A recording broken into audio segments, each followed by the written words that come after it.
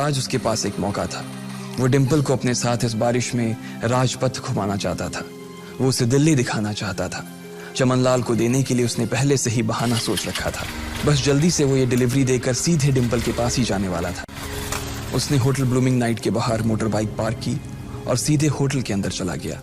Lucky ने reception पर पहुंचकर नमस्ते करते हुए रिसेप्शनिस्ट को बोला, जी मैं चमन मेडिकल स्टोर से आया हूं, रूम नंबर 303 का ऑर्डर था सर। रिसेप्शन पर खड़ा आदमी उसके हाथ में काली थैली को देखकर समझ गया था कि उसमें क्या था और वो मंद ही मंद मुस्कुराते हुए बोला, 3rd फ्लोर पर है, लिफ्ट से चले जाओ, रेनकोट यहीं उतार देना। जैसा उस आदमी ने कहा लकी ने ठीक वैसा ही किया और लिफ्ट में चढ़ने के कुछ ही देर बाद वो 3रे माले पर पहुंच गया था। वो रूम नंबर 303 के बाहर पहुंचा और उसने डोरबेल बजाई। जैसे ही दरवाजा खुला लकी ने थैली आगे बढ़ाते हुए कहा, नमस्ते, मैं चमन मेडिकल स्टोर से लकी, ये आपका। इससे पहले कि लकी आगे कुछ कह पाता उसकी आंखें फटी की फटी रह गई थी। उसने अपने सामने जो देखा उसके बाद उसे ऐसा लगा कि बंद छत के नीचे भी उसके ऊपर आसमान से आकर एक जोरदार बिजली गिर गई थी।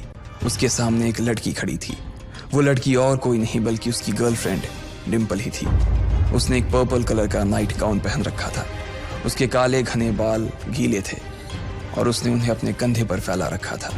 उसकी खुशबू से ही ये चीज साफ पता चल रही थी कि वो अभी अभी नहा कर आई थी। डिम्पल, तुम यहाँ क्या कर रही हो? लकी को अपनी आंखों पर विश्वास ही नहीं हो रहा था।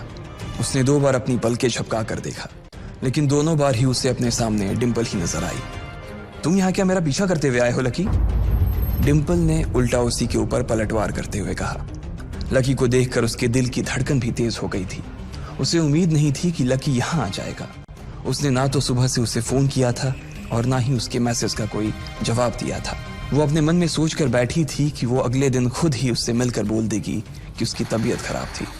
डिम्पल बेबी, क्या हो गया? किससे बात कर रही हो? अचानक से एक गबरू जवान सा लड़का दरवाजे के पास आकर खड़ा हो गया था। उसने बनियान पहन रखी थी। लकी उसे पहचान गया था। साले राहुल के बच्चे, तेरी हिम्मत कैसे हुई मेरी डिम्पल को हाथ लगाने की? लकी ने जैसे ही राहुल को देखा उसके तन बदन में मानो आग सी लग गई थी। वो उसे इस वक्त इतना बुरा मारना चाहता था, इतना बुरा पीटना चाहता था जिसकी कोई हद सीमा नहीं थी। लकी जिस कॉलेज में पढ़ता था राहुल और डिम्पल भी उसी में पढ़ते थे और वो कॉलेज राहुल के फादर का ही था। डिम्पल ने राहुल के पिता की एक कंपनी में जॉब पकड़ ली थी और राहुल उस पर बहुत लाइन मारता था। लकी ने 1-2 बार डिम्पल को उससे दूर रहने के लिए भी कहा, लेकिन डिम्पल ने उसे ये कहकर टाल दिया था कि वो सिर्फ अच्छे दोस्त थे। आज भी इससे पहले कि वो आगे बढ़ता डिम्पल उन दोनों के बीच आ गई। रुक जाओ, डिम्पल ने गुस्से में कहा और लकी के सीने पर हाथ रखकर उसे रोक दिया। लकी लंबी सांसें ले रहा था और कुछ ही सांसों के बाद उसका गुस्सा शांत हो गया। अब डिम्पल के पास भी छुपाने के लिए कुछ नहीं था, इसलिए उसने लकी से कहा, लकी, आज से तुम्हारा और मेरा ब्रेकअप? लकी के पैरों के नीचे से जमीन खिसक गई थी। उसकी आंखें नम हो गईं। लकी को उसकी बातों पर विश्वास नहीं हो रहा था। उसने डिम्पल की ओर देखा और बोला, डिम्पल, हम पिछले 1 साल से एक दूसरे के साथ हैं और तुम हो कि मुझसे ब्रेकअप करना चाहती हो? अरे मैं तो तुम्हारे लिए नई बाइक लेने वाला था। चल रहने दे, आज ही याद आई है तुझे बाइक की। अरे तेरे पास मुझे बाहर घुमाने के लिए, खिलाने पिलाने के लिए पैसे तो है नहीं। तू कहां से लेगा बाइक? और अगर ले भी लेगा तो उसमें पेट्रोल कहां से डलवाएगा? तेरी 8,000 रुपए महीने की नौकरी, उसमें होगा ये सब? लोग हंसते हैं मेरे ऊपर जब मैं सरोजनी में तेरे साथ घूमती हूँ। मैं ऐसी लाइफ नहीं जीना चाहती लकी। मैं तेरी तरह गरीब नहीं रहना चाहती। तूने मुझे फंसाया था, उल्लू बनाया था तूने मुझे, इसलिए मैंने राहुल से मैचअप कर लिया है। आज से यही मेरा बॉयफ्रेंड है। डिम्पल ने गुस्से में कहा। अच्छा, तो बेबी ये है तुम्हारा वो बेकार सा एक्स बॉयफ्रेंड? राहुल ने पूछा और डिम्पल के बगल में आकर खड़ा हो गया। फिर उसने लकी के हाथ से थैली उठाई और उसमें से हार्ड प्ले का पैकेट निकालकर उसे चिढ़ाने के लिए उसे हवा में लहराने लगा। बाप रे, इससे बदकिस्मत इंसान इस दुनिया में और कौन होगा? राहुल ने उसकी टांग खींचते हुए कहा। लकी के पास उसकी बात का कोई जवाब नहीं था। उसने गुस्से से डिम्पल की ओर देखा और अपनी हाथों की मुट्ठी भींच ली। फिर वो वहां से निकल गया। अबे पैसे तो ले जा, सब कुछ फ्री में देता जाएगा क्या?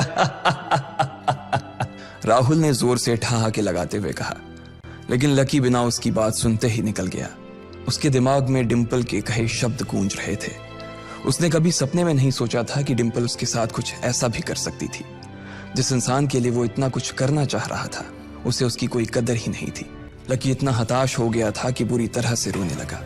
इस बार वो लिफ्ट से नहीं बल्कि सीढ़ियों से नीचे उतरा और एक एक सीढ़ी उतरने के साथ उसके आंसू आंखों से छलकते जा रहे थे। जब उसकी आवाज सुनकर कुछ लोग अपने कमरे से बाहर आए तो लकी ने तुरंत अपने आंसू पोंछे और तेजी से वहां से भाग गया। उसे जिंदगी में पहली बार प्यार हुआ था और पैसों की कमी की वजह से ना सिर्फ उसका प्यार बल्कि उसकी पूरी जिंदगी बर्बाद हो गई थी।